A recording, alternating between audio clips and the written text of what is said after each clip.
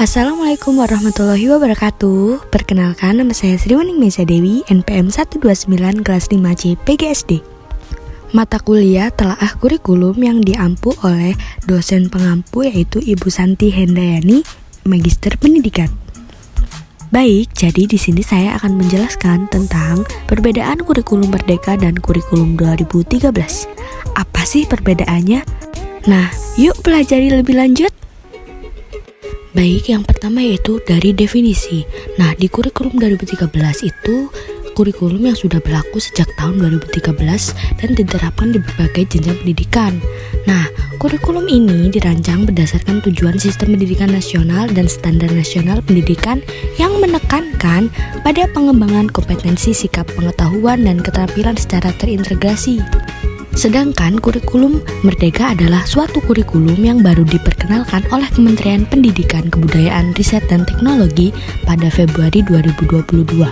Nah, kurikulum ini dirancang untuk membantu fleksibilitas bagi satuan pendidikan dan membuat kurikulum operasional saat pendidikan dan konstekstual agar pembelajaran yang diterapkan itu sesuai dengan kebutuhan belajar murid, jadi lebih fleksibel.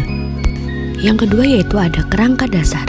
Nah, yang pertama untuk kurikulum 2013, rancangan landasan utama yaitu tujuan sistem pendidikan nasional dan standar nasional pendidikan.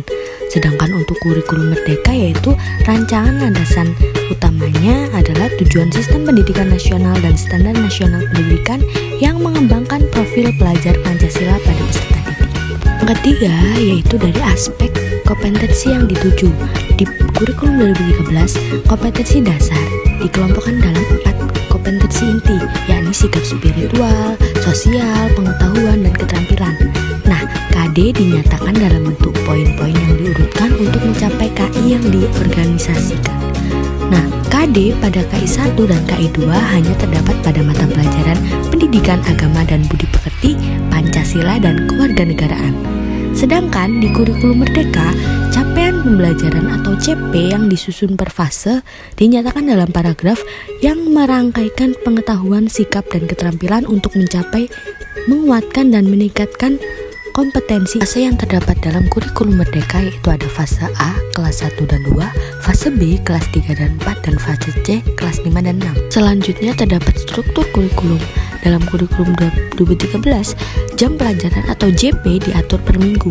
Nah, satuan mengatur alokasi waktu pembelajaran secara utuh setiap minggu dalam setiap semester, sehingga pada setiap semester peserta didik akan mendapatkan nilai hasil belajar setiap mata pelajaran. Nah, satuan pendidikan diarahkan menggunakan pendekatan pengorganisasian pembelajaran berbasis mata pelajaran atau tematik integratif. Sedangkan pada kurikulum Merdeka, struktur kurikulum dibagi menjadi 2 yaitu kegiatan pembelajaran utama yang pembelajarannya reguler atau rutin yang merupakan kegiatan intrakurikuler proyek penguatan profil pelajar Pancasila. Nah, yang kedua ada jam pelajaran atau JP diatur per tahun. Yang ketiga ada satuan pendidikan dapat menggunakan pendekatan pengorganisasian pembelajaran berbasis mata pelajaran tematik atau terintegrasi. Kemudian terdapat aspek pembelajaran pada kurikulum 2013 yaitu pendekatan pembelajaran yang menggunakan satu pendekatan yaitu pendekatan saintifik untuk semua mata pelajaran. Nah, pembelajaran terfokus hanya pada intrakurikuler atau tatap muka, yaitu belajar maksimum 50% di luar jam tatap muka, tetapi tidak diwajibkan dalam bentuk kegiatan yang direncanakan secara khusus, sehingga pada umumnya diserahkan kepada kreativitas guru masing-masing. Sedangkan kurikulum Merdeka yaitu menguatkan pembelajaran terdiferensiasi sesuai tahap capaian peserta didik. Nah, panduan antara pembelajaran intrakurikuler itu sekitar 70-80% dari jam pelajaran dan kurikuler melalui proyek penguatan profil pelajar Pancasila yaitu sekitar 20-30% jam mata pelajaran. Dan selanjutnya terdapat aspek penilaian. Perbedaan di dalam kurikulum 2013 yaitu penilaian formatif atau sumatif oleh pendidik, memantau kemajuan belajar, hasil belajar, dan mendeteksi kebutuhan perbaikan hasil belajar peserta didik secara berkesinambungan, menguatkan pelaksanaan penilaian autentik pada setiap mata pelajaran dan penilaian dibagi menjadi penilaian sikap, pengetahuan, dan keterampilan. Sedangkan di kurikulum Merdeka, penguatan pada asesmen formatif dan penggunaan hasil asesmen untuk merancang pembelajaran sesuai tahap capaian peserta didiknya. menguatkan pelaksanaan penilaian autentik, dan tidak ada pemisahan antara penilaian sikap, pengetahuan, dan keterampilan.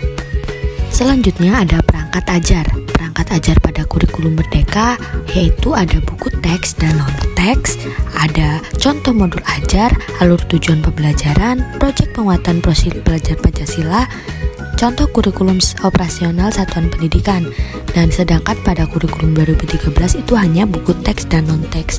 Nah, buku teks sendiri adalah suatu buku yang terorganisir, biasanya digunakan dalam proses pembelajaran, berisi materi yang akan diajarkan.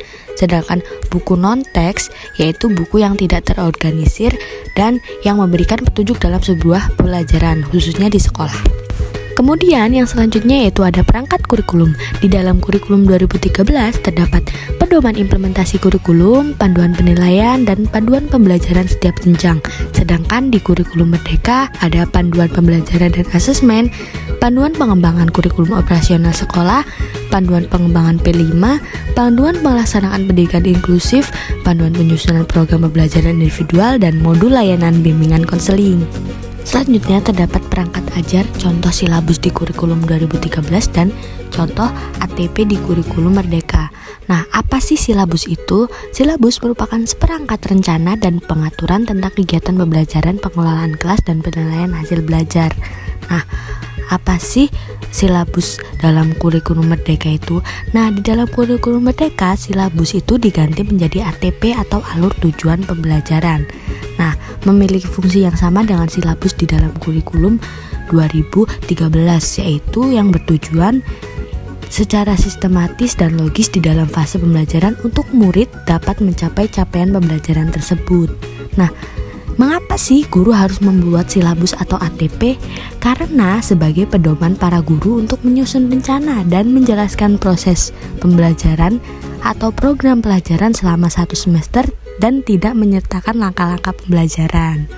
Jadi dari perbedaan-perbedaan tersebut dapat disimpulkan bahwa perbedaan antara kurikulum 2013 dan kurikulum Merdeka terletak pada kerangka dasar, kompetensi yang dituju, struktur kurikulum, pembelajaran, penilaian, perangkat ajar, dan perangkat kurikulum. Nah, kurikulum Merdeka memberikan lebih banyak fleksibilitas bagi satuan pendidikan untuk menyesuaikan pembelajaran dengan kebutuhan belajar murid. Kurikulum Merdeka juga menambahkan pengembangan karakter profil pelajar Pancasila sebagai salah satu tujuan kurikulum kepada peserta didik.